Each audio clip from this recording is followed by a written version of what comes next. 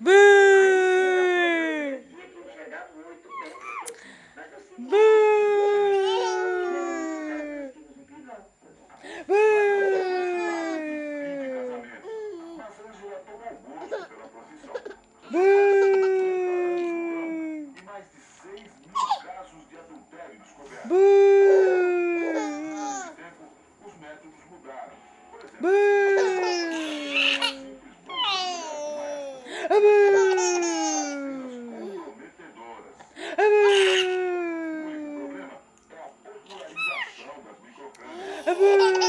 Qualquer um pode bancar o detetive. Como é que é? Bú! Sabe por quê? Porque nós temos um know-how, nós temos cursos, nós temos Bú! trabalho. Eu, por exemplo, estudei quase a vida inteira, sempre fui na Europa, fiz em Bú! Israel, sou da Espanha. Bú!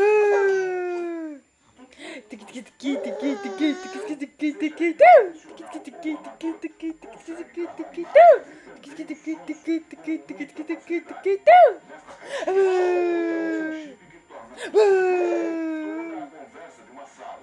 Não importa a distância. Ligamos?